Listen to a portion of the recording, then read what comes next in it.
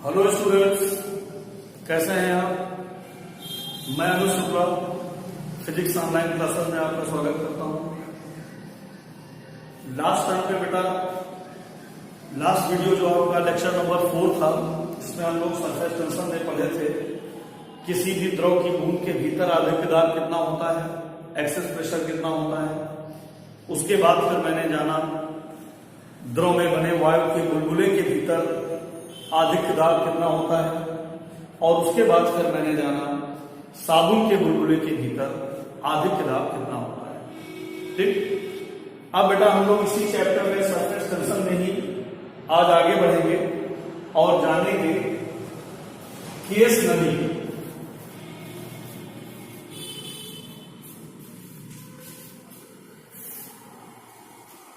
Case नली, case नली को हम लोग कहते हैं इंग्लिश में कैपिलरी ट्यूब।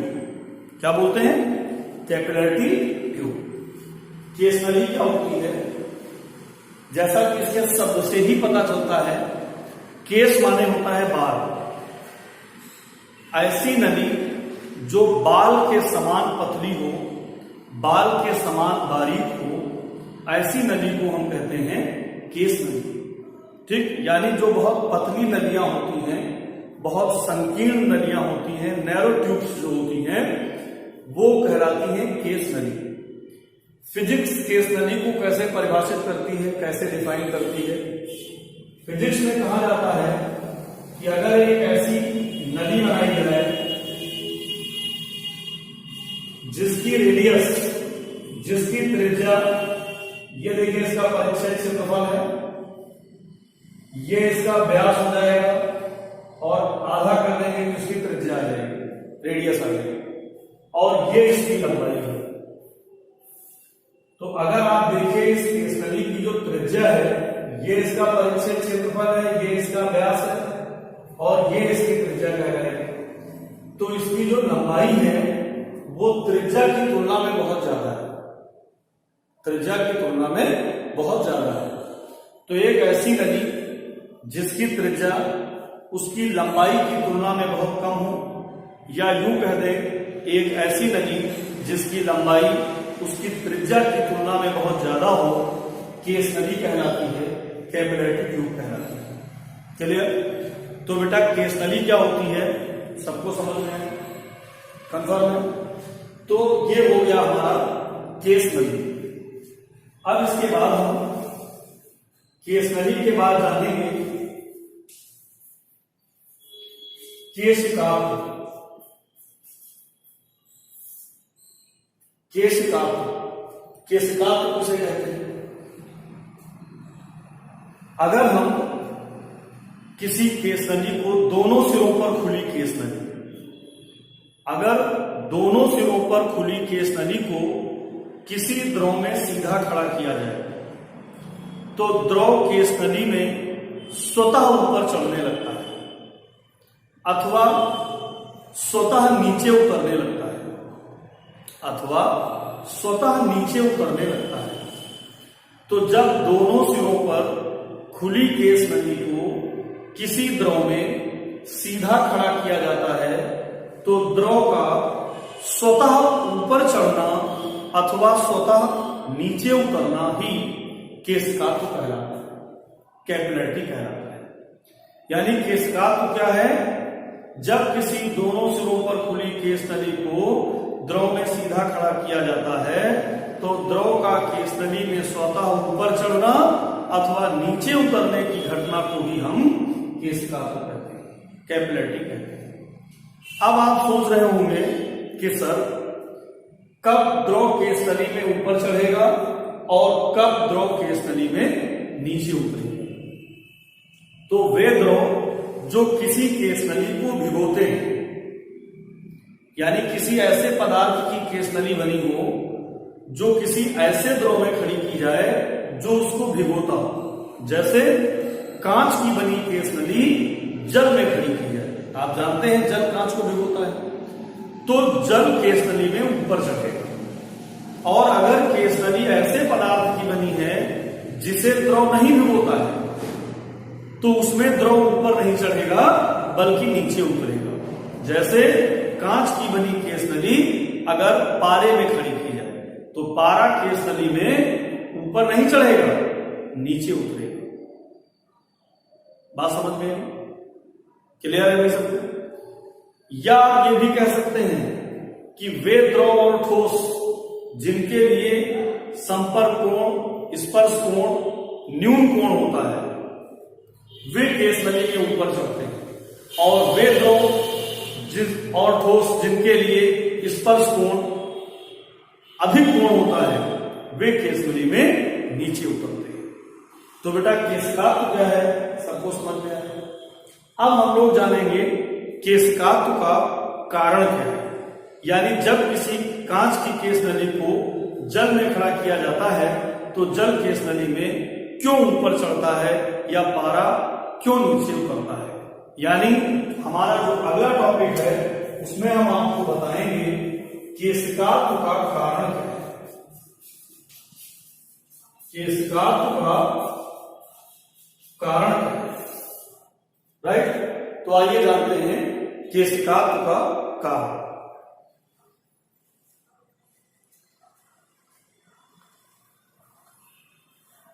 तो बेटा केशिकात्व का कारण जानने के लिए हम एक कांच की केस नली को जल में सीधा खड़ा करेंगे। ठीक है, कैसे देखिए, ये एक बर्तन है, ये इसमें जल भरा हुआ है,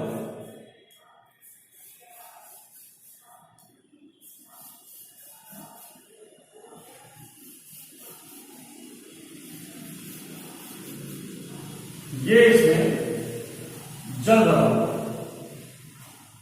एक केस नली को,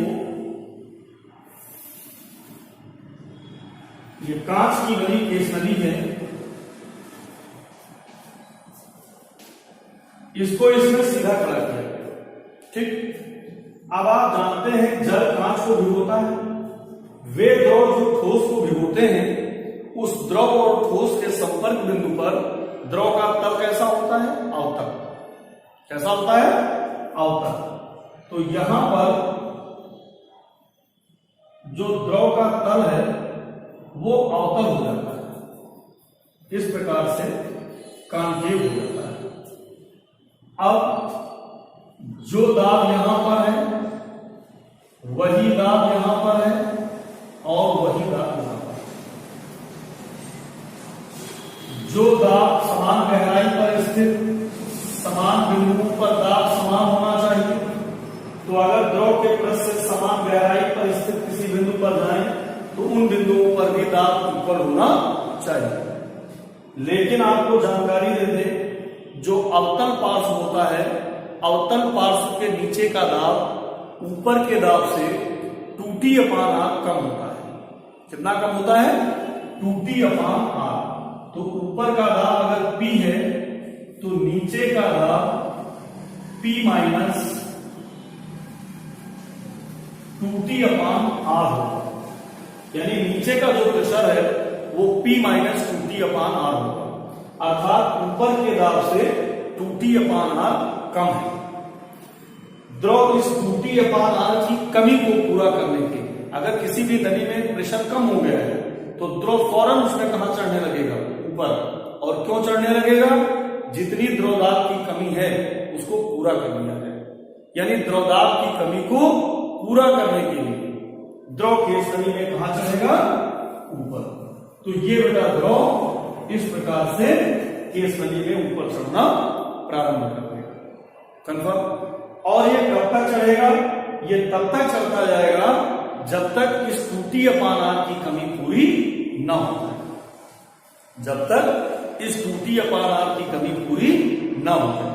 अब मान लीजिए द्रव इस केस नली में h ऊंचाई तक चढ़ता है। कितनी ऊंचाई तक, h ऊंचाई तक चढ़ता चला गया। और h ऊंचाई तक चढ़ने के बाद जो ये 2T/r की कमी थी ये पूरी हो गई। तो जिस ऊंचाई पर द्रवदाब की कमी पूरी हो जाएगी उसी ऊंचाई पर जाकर द्रव का चढ़ना बंद हो जाएगा, रुक जाएगा। ठीक, तो देखिए एक दूसरा डायग्राम बनाते हैं हम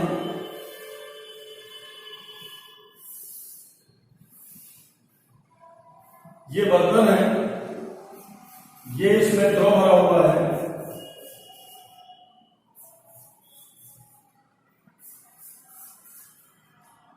और ये केस नली है जो इसमें सीधी खड़ी की गई है, ठीक। और द्रव दाब की कमी को पूरा करने के लिए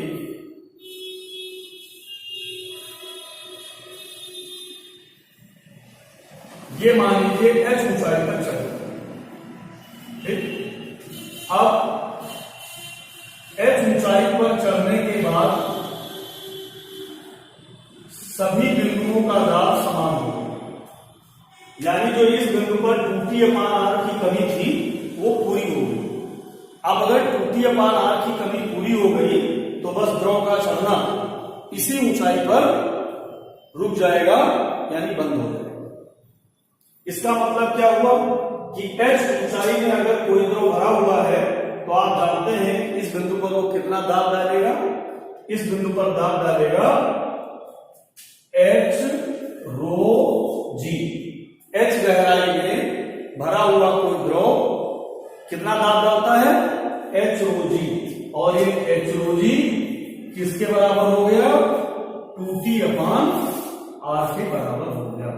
तो h ρg बराबर किसके आ गया, 2T/r। तो बेटा ये डायग्राम आप बनाइए।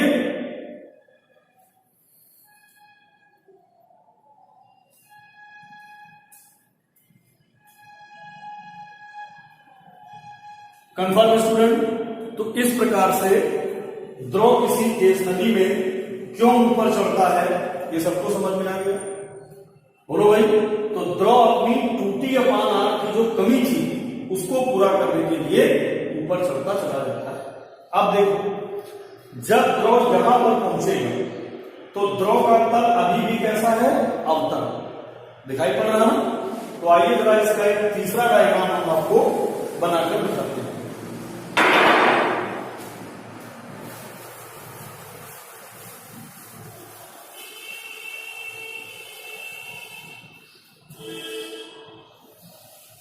ये बेटा केस नली है।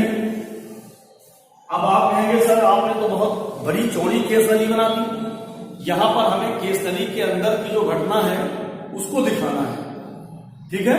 इसलिए हमने यहां पर एक चौड़ी केस नली बना दी। व्यवहारिक रूप से केस नली इतनी चौड़ी होती नहीं है, केस नली पतली ही होती है, लेकिन उसके अंदर की फिनोमेनॉन्स को दिखाने के लिए, घटनाओं को दिखाने के लिए हम इस प्रकार से एक चौड़ी ट्यूब बना देते हैं, ठीक है। अब देखिए इसमें ये जो द्रव का तल है, ये द्रव का तल अवतल है, ए ई बी, इसको मान लेते हैं, ठीक है। अगर इस बिंदु से एक स्पर्शी ठोस के अनुदिश खींची जाए और एक पृष्ठ के अनुदिश खींची जाए तो दोनों स्पर्शियों के बीच बने कोण को हम क्या कहते हैं, स्पर्श कोण या संपर्क कोण कहते हैं। तो इस बिंदु पर एंगल ऑफ कांटेक्ट कितना होगा, थीटा। और बेटा ये सब क्या भरा हुआ है, जल, ठीक है। ये जल भरा हुआ है, ये इसी जगह से काटा गया एक हिस्सा है जो मैं यहां पर आपको दिखा रहा हूं, ठीक। अब देखिए ये जो नवचंद्रक बना हुआ है, अगर इस नवचंद्रक को ऐसे पूरा किया जाए, यानी ऐसे ये बना हुआ है इस तरीके से, अगर इसको हम पूरा करें तो ये गोला बन जाएगा और इस गोले का एक केंद्र हो जाएगा और ये दूरी कितनी हो जाएगी, r। तो इसको हम लोग कहते हैं रेडियस ऑफ मेनिस्कस। क्या कहते हैं, रेडियस ऑफ मेनिस्कस। हिंदी में कहते हैं नवचंद्रक की त्रिज्या, कैपिटल R। और अगर इसको इससे मिला दें तो ये केसनली की त्रिज्या हो जाएगी स्मॉल r।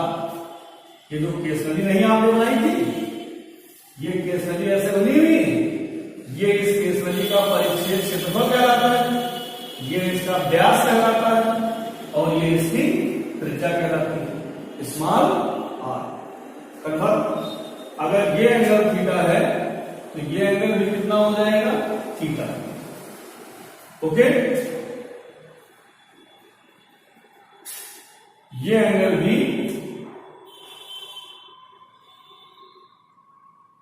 थीटा हो जाएगा। तो ये मेनिस्कस की रेडियस कितनी हो गई, कैपिटल आर, और इसके सेंटर को क्या मान लेते हैं। तो अगर इस ट्रायंगल में हम cos थीटा का मान निकालें तो cos थीटा बराबर क्या होता है, आधार बटे कर्ण। क्या होता है, आधार बटे कर्ण। यानी अगर ये 90 डिग्री है, ये कोण थीटा है, ये लंब, ये आधार और ये कर्ण कहलाएगा। यानी ये हो जाएगा cos थीटा बराबर स्मॉल आर बटे कैपिटल आर। अगर इससे हम कैपिटल आर का मान निकालें तो small R upon cos theta आ जाएगा। ये कैपिटल आर का मान यहां पर रख दीजिए।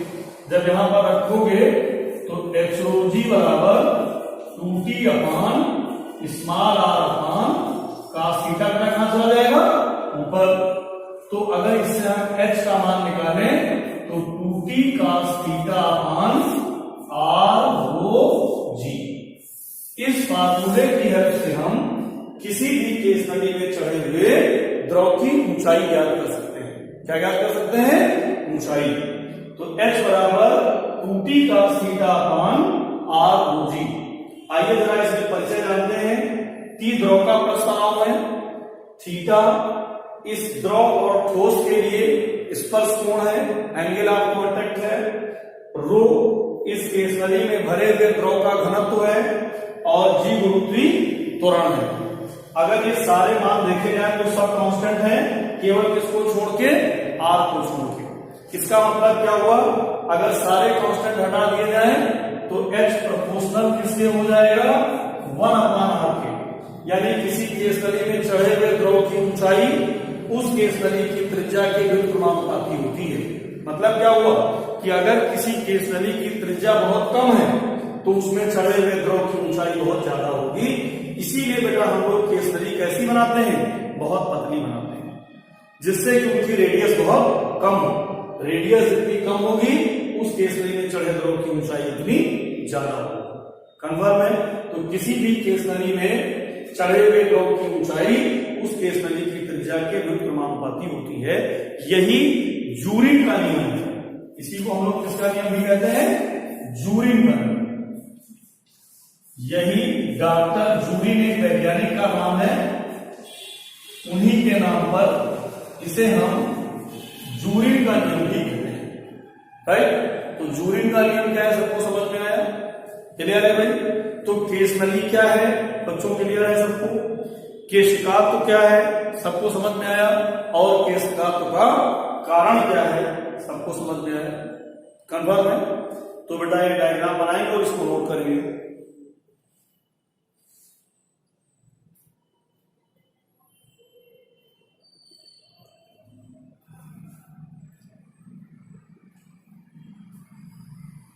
तो नोट हो गया बता सकता है। तो आज के हमने इस टॉपिक में क्या क्या चीजें पढ़ी उनको एक बार मैं दोबारा से रिपीट कर देता हूं।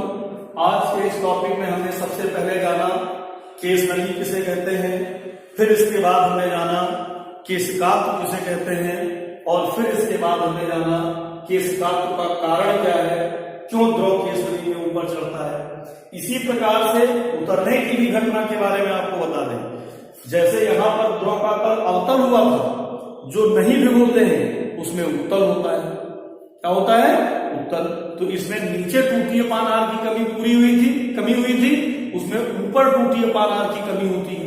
अतः जब ऊपर कमी हो जाएगी तो ऊपर से प्रेशर कहां आएगा, नीचे, और द्रव का तल दबेगा नीचे की तरफ और द्रव नीचे नदी में उतरता चला जाएगा। राइट। तो उम्मीद है बेटा आज सभी बच्चों को यह वीडियो समझ में आया होगा, अच्छा लगा होगा। बहुत बहुत धन्यवाद। That's all for